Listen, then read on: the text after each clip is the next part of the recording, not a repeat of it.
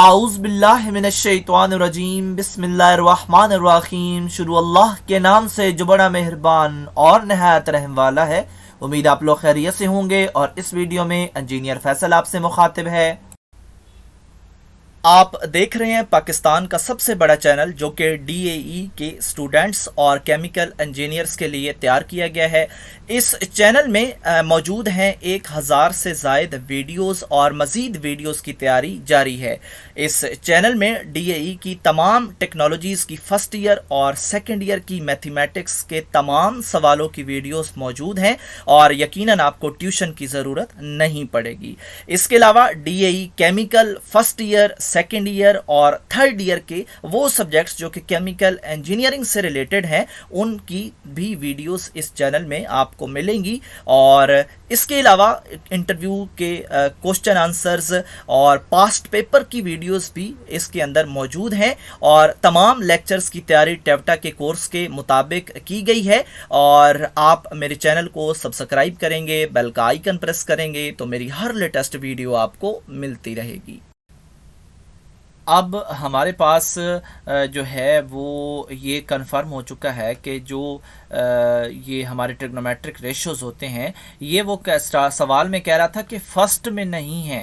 ठीक है, first quadrant में नहीं है तो फिर किस क्वाड्रेंट में होते हैं? अगर फर्स्ट में ना हो तो फिर वो थर्ड में होते हैं और अगर सेकंड में ना हो तो फिर वो फोर्थ में होते हैं। ठीक है, तो इनका आपने ख्याल रखना है कि जो 1 और 3, 2 और 4, अगर वो कह रहा है कि 1 में नहीं है तो 3 में होंगे, तो यहाँ पे 1 में वो कह रहा है कि नहीं है तो फिर 3 में है। तो यहाँ पे जो है और कोई हिंट नहीं दिया गया। तो ऑफ कोर्स जो है मैंने जो बताया है कि अगर 1 में नहीं है तो 3 में होंगे, तो 3 क्वाड्रेंट में हैं। तो 3 क्वाड्रेंट बताने का मकसद क्या है? पहले जो हमने 2 सवाल किए हैं वहाँ पे जो क्वाड्रेंट वो कह रहा था कि 1 है, तो उसका भी सुन लें। वो हमें क्यों कह रहा था कि 1 है और यहाँ पे 3 अगर है तो फिर उसका क्या इशू है? यहाँ पे आप क्वाड्रेंट का चार्ट देख रहे हैं और यहाँ पे ट्रिग्नोमेट्रिक जो रेशियोज हैं वो अवेलेबल हैं। हर एक क्वाड्रेंट में 6 हैं और इनके साइंस जो हैं वो हर एक में चेंज हो रहे हैं। तो अगर वो फर्स्ट क्वाड्रेंट की बात कर रहा था क्वेश्चन नंबर इससे पहले जो है आई थिंक 7 और 8, तो उनमें वो कह रहा था फर्स्ट क्वाड्रेंट में है। तो फर्स्ट क्वाड्रेंट में जो भी ट्रिग्नोमेट्रिक रेशियो हम लेते हैं उसके साथ हम प्लस लगाते हैं, इसलिए वहाँ पे इस चीज़ को डिस्कस नहीं किया, वहाँ पे जो वैल्यूज़ थी प्लस।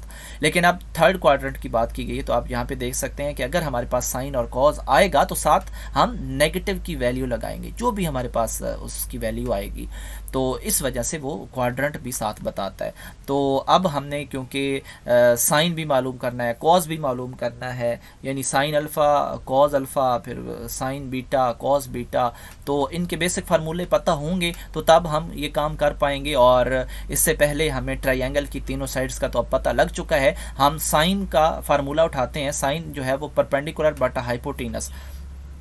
ठीक है, तो साथ हमने अब नेगेटिव लगा दिया। नेगेटिव जो है वो क्वाड्रेंट से लिया है हमने कि इसमें जो साइन है थर्ड क्वाड्रेंट में वो उसके सामने आप देखें नेगेटिव लिखा है, तो नेगेटिव इस वजह से लगाया है। तो बाकियों के साथ भी मैं अभी बता देता हूँ कि बाकियों के साथ भी जो नेगेटिव लगा है वो इसी वजह से लगा है कि वहाँ पे इस थर्ड क्वाड्रेंट में जो है वो कॉज साइन इनके साथ नेगेटिव है, सिर्फ टेन और कॉट के साथ प्लस है जो कि यहाँ पे हम इस्तेमाल नहीं कर रहे। तो अब हम जो है साइन का फार्मूला हमें पता है परपेंडिकुलर बटा हाइपोटेनस, हम अपनी इस जाएंगे इस ट्रायंगल के पास जो हमारा फार्मूले के मुताबिक परपेंडिकुलर बटा हाइपोटेनस था, तो वो हम उनकी वैल्यूज़ उठा लेंगे, यहाँ पे पुट कर देंगे। इसी तरह हम कॉज का फार्मूला देखेंगे, वहाँ से बेस और हाइपोटेनस की वैल्यू उठा के इधर पुट कर देंगे।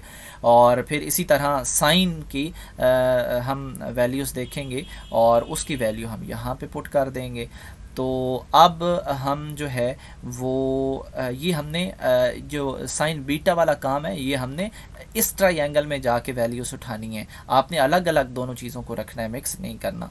तो पहला जो साइन कॉस था वो हमने पहली ट्रायंगल से, जो दूसरा साइन बीटा था वो हमने उधर से उठाया है। तो यहाँ पे हमें जो है वो अब फार्मूला लिख दिया है हमने, जो कि वो कह रहा था कि आप फाइंड करके दो, इसको हमने लिख दिया, इसको हमने एक्सपेंड किया। तो हमें साइन अल्फ़ा की वैल्यू चाहिए थी, इसी तरह कॉस बीटा की चाहिए थी।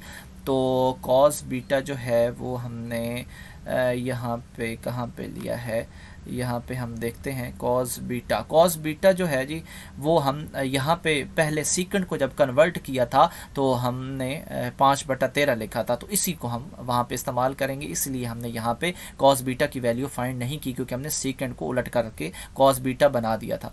तो उसकी वैल्यू हम उठाएंगे और इन चारों वैल्यूज़ को हम यहाँ पे पुट करेंगे, इनको आपस में मल्टीप्लाई करेंगे, इनका एलसीएम लेंगे और हमारे पास आंसर आ जाएगा।